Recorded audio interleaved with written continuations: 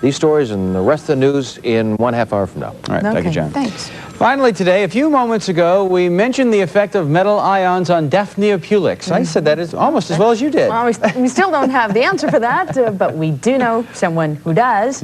If you want to learn about metal ions or anything else, go out to the 34th Annual Hawkeye Science Fair. It's at Merrill Hay Mall. Bright students have science exhibits on subjects such as the effects of herbicides on the environment or what happens to fast food trash. The exhibit, of course, the top 6 scholarships, top 6 exhibitors could win college scholarships, and the awards are given Saturday night. So that'll be exciting for those kids. Got that all down pat. Coming up on Monday's Live at 5, we'll draw the winners of our Live at 5 Empty Nest contest. That'll be fun. Well, yeah. And Mike Jerk will tell us about a longshoreman from California who's joining the ranks of nationally known movie critics.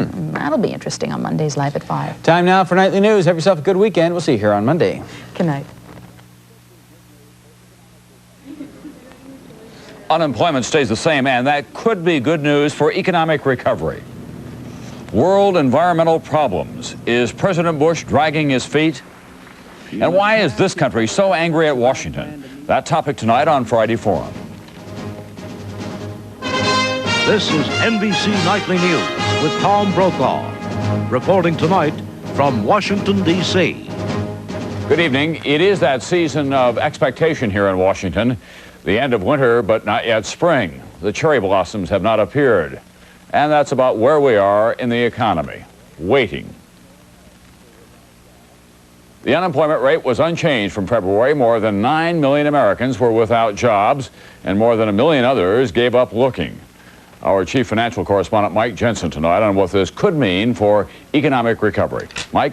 Tom, the fact that the unemployment rate is stuck at 7.3% means the economy is very sluggish, but it does not mean the economic recovery has stalled. Rehiring always comes late in the recovery cycle. The road from recession to recovery can be long and tortuous, but it is predictable. First, interest rates come down, prodded by the Federal Reserve. That makes it easier for people and companies to borrow to buy things. At the same time, the rate of inflation generally eases in a recession. That also makes it easier for people to buy. Their money goes farther. After a while, consumer confidence begins to grow. People are more optimistic that they won't lose their jobs. There was new evidence of that this week in a report which showed a big increase in consumer confidence in March. With confidence, people start to spend more for all sorts of things, even new homes. In many parts of the country, real estate sales are rising slowly. Retailers also are doing a bit better. Department stores and specialty shops. They're selling what's on their shelves, and they're starting to empty their stock rooms. Same thing with factories. Inventories are at a 3-year low. So there's reordering to replenish those inventories. This week, manufacturers reported a surge of new orders. Business is better than it's been in 6 months. The factories have to produce more products to fill those orders, and they've begun doing that, speeding their assembly lines up a bit. That means more overtime, people working extra shifts. Some of that is happening right now. Then the final and most important step, more hiring, which always comes last in the recovery cycle. Technically, a recovery is underway. The economy is growing, even though there's still a lot of unemployment. Unfortunately, it probably will be a few more months before the unemployment rate gets much better, and even then, there won't be any spurt. Tom? Thank you, Michael. New York State's unemployment rate dropped a fair amount on this final weekend before the state's presidential primary. However, that news is likely to be lost in the fallout of the bitter fight between Bill Clinton and Jerry Brown. Tonight, NBC's Andrea Mitchell compares their domestic agendas. Bill Clinton and Jerry Brown could not be more different, starting with their choice of running mates. Reverend Jackson has made this rally available, and we're going to make him available as the next vice president. Brown's long-standing embrace of Jackson could help with black voters, but has hurt Brown dramatically with an even larger group, Jewish voters. Clinton is trying to capitalize on that. You know, my opponent, Governor Brown, the other day, in an attempt to get African-American voters in New York to vote for him, I think, said it's committed to put Jesse Jackson on the ticket with him. On the economy, their biggest difference is Jerry Brown's flat tax. We're working through the best tax program we can for simplicity, getting rid of the hundreds of billions of dollars of deductions. Independent analysts have backed Clinton's claim that Brown's 13% flat tax, combined with a 13% value-added tax, would hurt the poor and middle class and help the rich. By eliminating the payroll tax, it could also jeopardize Social Security. We know snake oil from good ideas when we see it, and we're going to reject that on April the 7th. On gun control, Clinton supports a ban on assault weapons, but only a waiting period for handguns. I'm not in a position to say that I would favor a ban on the manufacture of handguns. Brown would go further to limit handguns. The other day somebody asked me, what about a 5-year moratorium? Not a bad idea. Let's try it. On abortion, both candidates are for abortion rights, but Brown has said he's personally opposed to abortion. Clinton seizes on that distinction in a new radio ad airing today. Jerry Brown told the San Francisco Chronicle, and we quote, "I'm against abortion." That is misleading. Brown has said repeatedly that despite personal misgivings, he supports a woman's right to choose. No, personally, I've expressed some views in discussing it with people, but as a public servant, I have always maintained the right of privacy and the funding under Medicaid. Clinton insisted tonight Brown has tried to have it both ways. What he has done is sent out very mixed signals about how he stands on Roe v. Wade. Perhaps the biggest difference between the two candidates is their attitudes toward government. Clinton believes it can be the solution. Brown believes it is the problem. Andrea Mitchell, NBC News, Washington.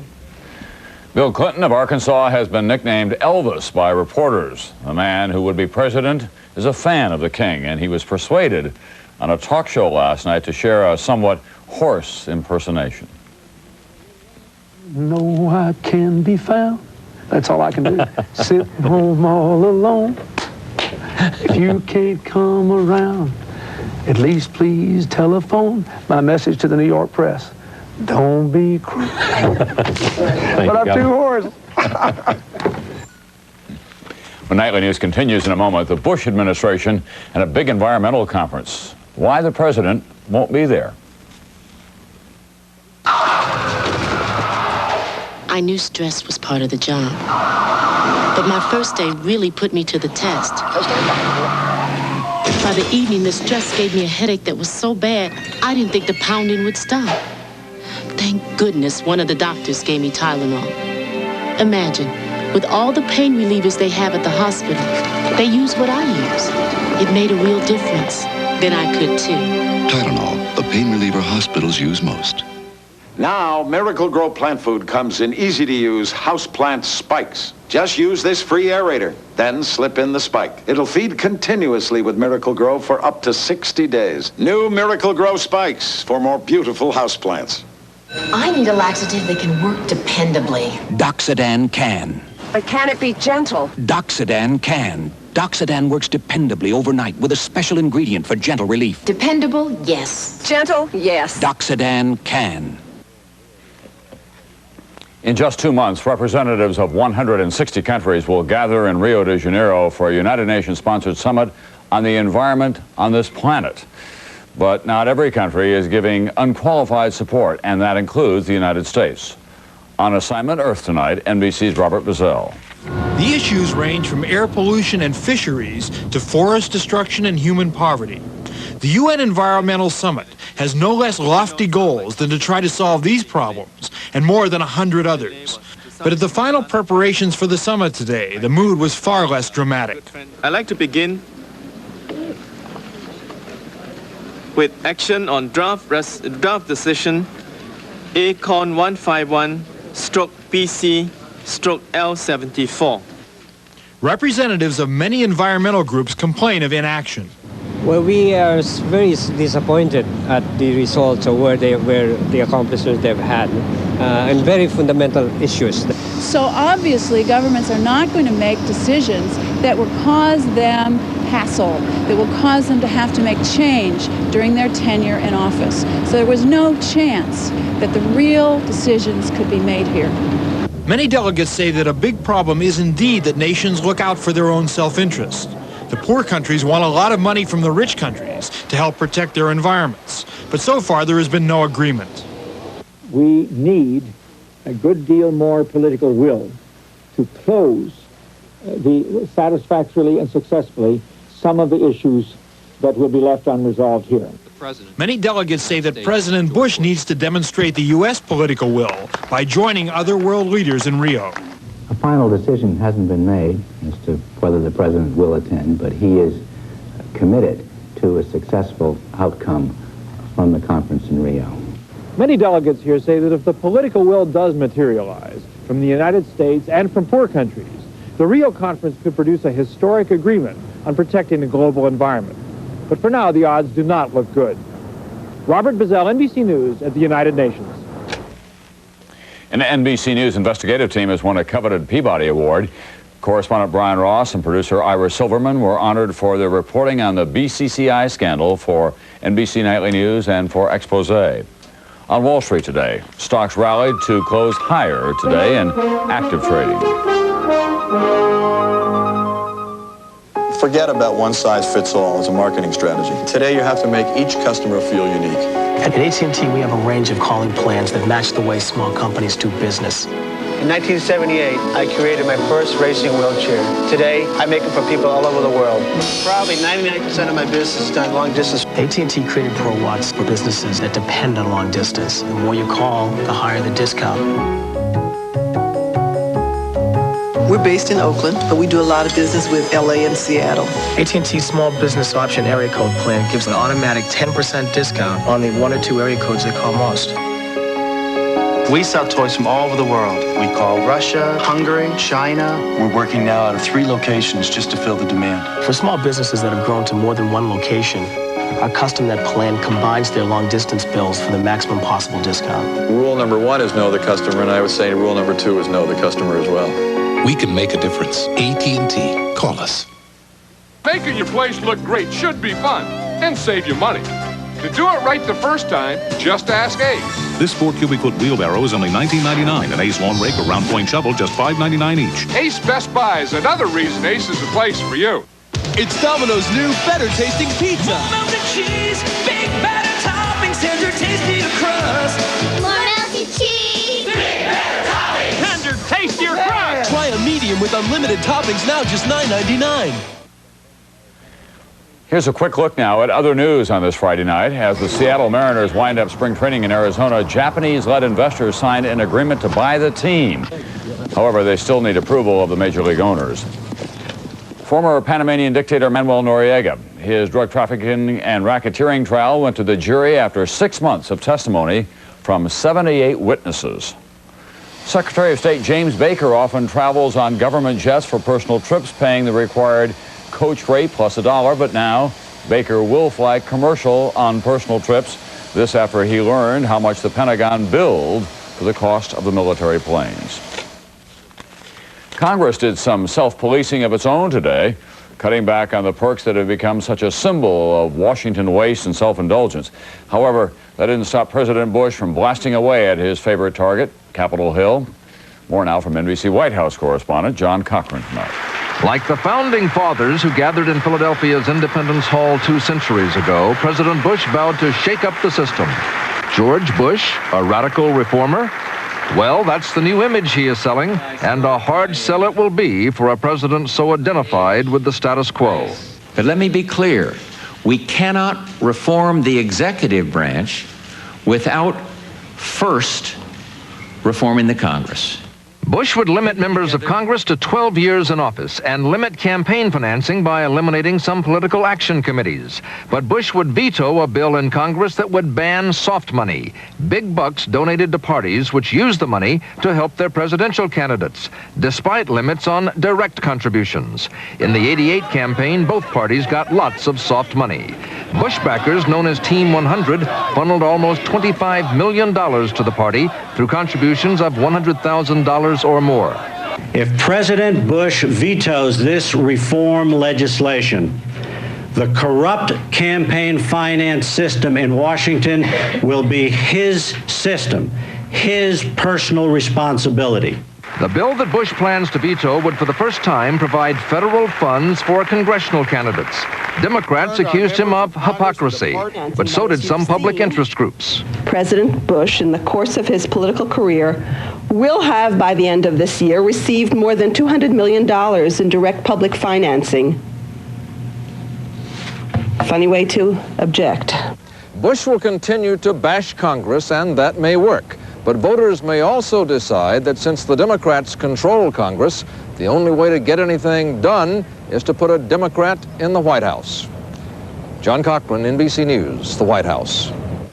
When we continue, Washington, D.C. on the firing line. People see government as a big part of the problem. That's our Friday Forum. We just put 70,000 miles on a Plymouth Acclaim, the lowest priced 6-passenger car in America. Then we asked 100 drivers to compare the Acclaim with this new Honda Accord for comfort, performance, and overall superiority. 59 out of 100 preferred the Acclaim overall. We were blown away by the results, and so was the Accord. Now get $1,000 cash back on Plymouth Acclaim. This plant is in trouble. Maybe so are you. Because what will you do? And how will you do it? With the one who guides you every step of the way. Ortho. It's our nature to help. It's Sears Days. Until Saturday, if it's not on sale, you can make your own sale on thousands of great items. Just use the Sears Bucks in Thursday's paper and get from $2 to $100 off any regular price merchandise. So hurry to Sears Days now. I'd like to talk to you about an invisible problem. The invisible bacteria that cause denture odor. Fortunately, antibacterial Effident kills those odor-causing bacteria for clean, fresh dentures. Antibacterial Effident. Somebody put these Harvest Crisps in the wrong box. Delicious. Right, so what's a delicious cracker like that doing in a box that says low fat, no cholesterol? Beats me. I mean, if Harvest Crisps are so good for you, how come I can't stop eating them? I don't know, hon. I love them. This is regular. This is better. This Bufferin is regular. For headaches, Anacin is better. Why better? Regular Bufferin has one ingredient. Anacin has two, a pain medicine plus a second ingredient that makes it work better. Get Anacin. Get better. Tonight we're going to take an extended look at why in this election year so many people in and out of Washington are so unhappy with our nation's capital. Washington, after all, is a big part of our lives, even though Ronald Reagan came here 12 years ago promising to make it smaller. Government has grown since 1980, 7% more employees now, the vast majority in the executive branch. Also way up, the number of Washington lobbyists, more than double. Lawyers in the Capitol also have multiplied. And political action committees, PACs, they raise money for politicians, and there are 2/3 more of them. Look at this. The federal budget has grown by 46% since 1980, when Ronald Reagan took office. About 1/5 of that still goes for defense. Interest on the debt is way up. 8% then, 14% now. But the biggest slice by far, half the budget, goes to entitlement programs, Social Security and Medicare among them. We, the people, must share some of the guilt, of course. There is an insatiable demand for entitlements, a reluctance to pay for them. And as another election year moves along, sounds of discontent and dismay fill the air. NBC's Roger O'Neill has been listening. He's the kind of cab driver who likes to talk and listen.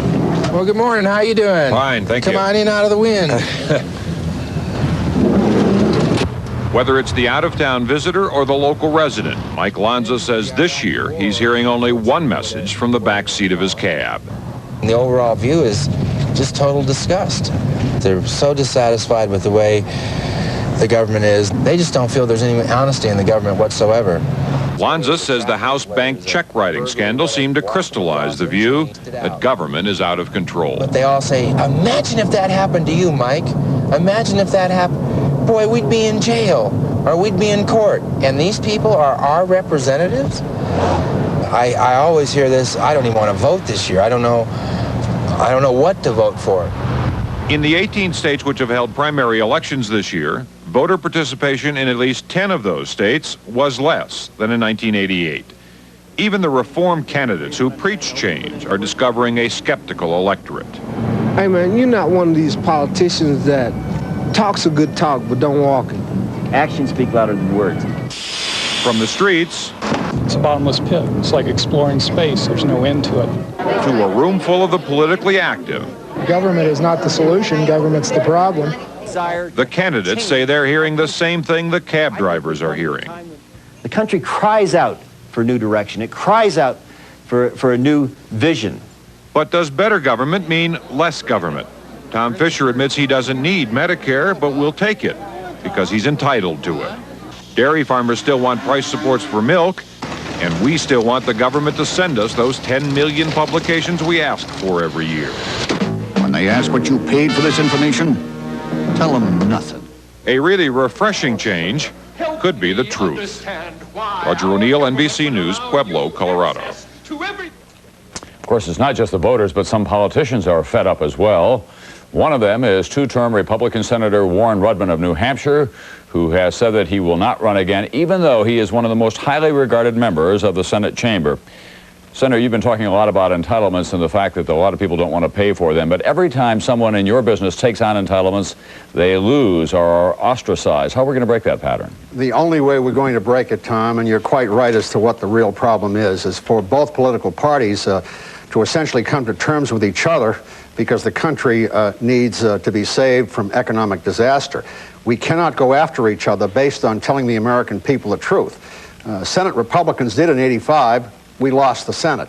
I believe that both political parties, presidents, leadership in the House and the Senate, are going to have to level with the American people and tell them, with all due respect to pork and house banks and the other scandals around here, the real issue of this economy is the enormous amount of money going back to the American people, much of which, frankly, is not needed by some of the people that receive it. But Paul Tsongos was about the only member of the presidential candidates running this time who decided that he would take that on, and he got his head beat in Florida. So that was a lesson, I would think, to a lot of your colleagues who want to stay warm there in the nation's capital for the next 2 or 6 years. Well, it well may be a lesson, but there may be a larger lesson, and that is that there comes a time in every nation's history, and I think in the background of every elected official, where one really has to look at what's important for the country. I have no doubt in time of war, most of my colleagues would put up their lives for this country. We're facing our economic extinction over the next 10 to 15 years unless we turn this around. It is time to level with the American people and to tell them that we are going to have to do some things that they just might not like. Now, if some people lose elections because that happens, so be it. This country is worth more than a few Senate seats or a few House seats, and the more people that recognize that, the better off we're going to be. Do you have any regrets about voting for so-called Reaganomics, which kind of suggested that we could have it all? Actually, Tom, it's rather interesting. If you look at an analysis of, I did not see the visuals, but I heard your story. The fact is that with all due respect to the rise in federal spending in the discretionary area, the real problem has been the entitlement growth. Even if we had not made the massive tax cuts that we passed in the early 80s, we would still have massive entitlement growth with no end in sight. Remember this year, 25 cents of every dollar is being borrowed. And quite frankly, you can't lay that at the feet of Ronald Reagan, although certainly his administration bears some part of the blame. But frankly, so does the Congress, and so does the entire government. What about the press? Well, I think the press bears some responsibility, Tom. I understand that people are interested in House check-writing scandals and in the perks of the Secretary of State and members of Congress, whether we have free medical care. But quite frankly, although that's important, one of the things I would like to see you do in this forthcoming presidential election is to challenge the presidential candidates, both of them, as to how they intend to address this problem of runaway entitlements. The American people are entitled to fair and honest answers on that issue. Senator, we wish you very well, of course, in your next career. Thank you, Tom. Thank you. Sam Gagenson has been a congressman as long as Warren Rudman has been a senator, but unlike Rudman, Gagenson intends to work within a system that he too admits is flawed. NBC national correspondent Bob Kerr paid him a visit. Connecticut Democrat Sam Gagenson doesn't think he's part of the problem. He works 6.5 days a week, 13 hours most days, and lives near the Capitol to spend what little time he can with his family. The limousines, that's not the average member of Congress. It's the top 2 or 3 people in the Congress that have a car and a driver. Yet Gagenson is typical of congressmen pulled in many directions. He'd cut more military spending than President Bush, but argues that submarines built in his district are worth saving. He takes special interest group PAC money, but leads the effort to restrict it. Thank you very much. The worst thing about the cost of campaigns, from my perspective, for most members, is that they have to spend too many hours a day over the course of a year raising money. The House Bank says he bounced 55 checks. He says it wasn't that many. But Gagenson knows it contributes to the public's low opinion of Congress. Thursday. That's this week. They said Thursday this week. Gagenson's days are a blur, scheduling weekend appointments back home and keeping several each day at the Capitol. So many individuals and groups with specific concerns, it's often difficult to consider the bigger picture. In the mail, state nurses want more money from Medicaid. State farmers want protection from dairy imports. And parents, more money for education. Now you can bemoan that, or you can say that the system is better dealing with individuals and contact with the citizenry. Does she want to know about questionnaires? Does she want to... In fact, Gagenson finds it easier to fix problems for constituents than to find solutions for the nation. The problem is we don't have a consensus here, and we don't have a consensus in the country. That's what's reflected in Washington. And we don't have a national leader that's able to create a consensus. In politics, consensus requires compromise, but that can be dangerous for a congressman trying to strike a balance between what's good for his career and good for the country. Bob Kerr, NBC News, at the Capitol. I'll be back with some final thoughts from Washington in just a moment. Now arriving, track 14. Imagine every day, everywhere you go, with every step you take, a pillowy cushion of softness. That's Dr. Scholl's unique two-layer air pillow insoles. One layer for shock, one for comfort. Dr. Scholl's air pillow insoles. You'll feel better when the doctor is in. Now you can ask Angela Lansbury about Bufferin. Angela, you've said on TV that Bufferin is effective pain relief. Is it really strong aspirin? I'll say it is. Extra strength Bufferin's the strongest dose of aspirin you can buy. 1,000 milligrams. Angela, how can Bufferin be so strong if it has buffers? That's a good question. I've learned the buffers don't weaken it. They just help prevent aspirin's stomach upset. Bufferin's great pain relief. Shouldn't you discover the strength of Bufferin? The best drivers. The best mechanics. The best machines. You won't find ordinary tools here. You will find Craftsman tools, 1,600 hand tools, made in America, guaranteed forever. If you're gonna run with the best, you'd better have nerves of steel. And tools that say Craftsman.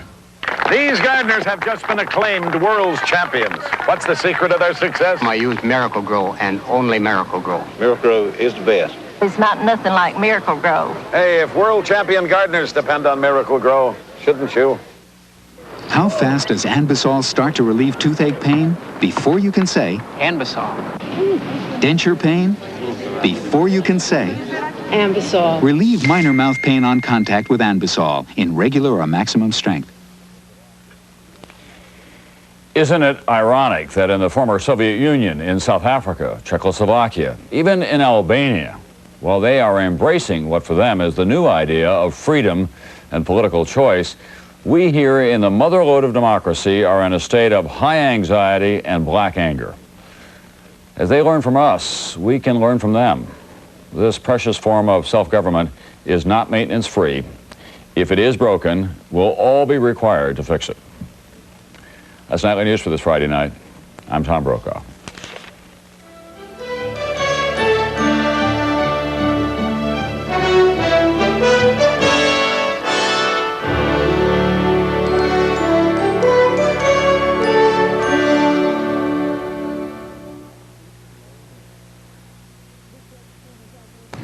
Up next on your 24-hour news source, a lawsuit from Larry Milton.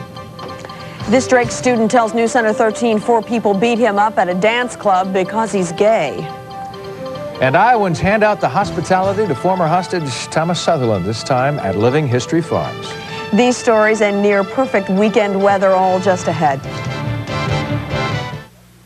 Wake up your walls with redecorating ideas from Menards. Pre-pasted wallpaper is on sale in today's styles and colors, featuring patterns by Berkeley. Now 50% off our everyday low prices. And save on Dutch Boy Dirt Fighter interior paint. Its beautiful flat finish is washable and guaranteed for 12 years. Now just $9.99 a gallon.